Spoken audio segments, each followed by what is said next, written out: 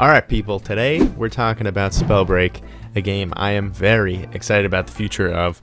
The game is currently in pre-alpha though, which means it still has a lot of room to grow and improve before it fully releases. Don't get me wrong though, it's great the way it is right now, but I think that with just a few additional features, this game can go from great to amazing. So today I want to talk about the top 5 additions I hope to see in Spellbreak, and these are in no particular order, so with that being said, let's jump in at number 1. Up first, I want to talk about character customization. So Spellbreak is a battle royale game at heart, but what drew a lot of people in initially, myself included, was that it's advertised as a battle royale RPG. And one of my favorite aspects about most RPG games is that you can fully customize your character. For me at least, nothing feels better than creating a character that I know is completely my own. I don't want to run into another player that looks exactly like me. I want to be able to differentiate myself and feel invested in my character. I want it to feel like it is my character. And now I'm not saying I want to be able to adjust every little detail of my character, especially in a third-person perspective game, but enough to feel unique, you know? Plus, everybody knows that it's a scientific fact that the cooler your character looks, the better you are at the game. Another aspect that comes to mind when I think of RPG games is the grind, something to work towards, some sort of progression system. So working towards a win every game is great, but if they can add another layer, something else to work towards on top of that, then players will have even more reasons to keep going back to the game. Whether that's an account level, or maybe individual levels for each of the different types of gauntlets, or some list of achievements, I'm not sure, maybe all of the above. I don't think you can have too many options, but they just have to be important enough for the players to want to do them. Which brings me to number 3. Progression systems and levels only work if the player is rewarded for putting in the time and effort to grind them out. Players need an incentive to do things, the why, if you will. Using because it's fun as an incentive will only work for so long. Even something fun can make you feel burnt out after enough time has gone by.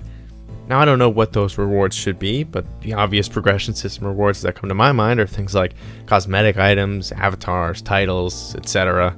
I also think that giving out some sort of reward for winning a game is important too. An example I can give is in Battle Royale, the winner of the game receives a chest with a weapon skin in it that you can only get by winning games.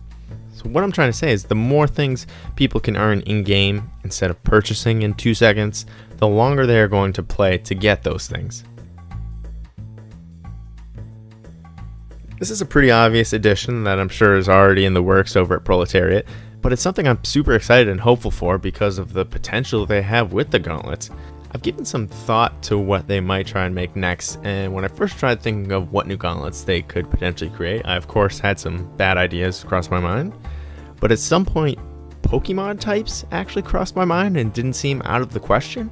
Spellbreak gauntlets work pretty similarly to Pokemon types in that certain gauntlet types counter other gauntlet types, and they could probably pull any Pokemon type and make it into a gauntlet, and it would work. Okay, maybe a fairy gauntlet wouldn't work, but couldn't you picture a ghost gauntlet, or maybe a steel gauntlet? I don't know, just a thought. What I'm trying to say is that the options they have for new gauntlet types is pretty vast, and I'm excited to see what they come up with. Adding a little more diversity to the map could be nice. This is a change that I don't think is a necessity at this point in the game, but something that wouldn't hurt. Further differentiating all the areas of the map to make them a little more memorable and cause players to play a little differently based on the area of the map they are currently in could be a good addition. In all honesty though, I really just added this one because top 5 sounds better than top 4, but nevertheless, still potentially could be a good addition to the game. So that's all I got for you. Those are the additions to the game that I'm personally really hoping to see. Proletariat is really on top of this game though, and I would bet that everything I just said is already being worked on. If there's something that you think I missed that you hope to see in Spellbreak, let me know in the comments down below. Dropping a like is always appreciated, and I will catch you guys in the next one. Peace!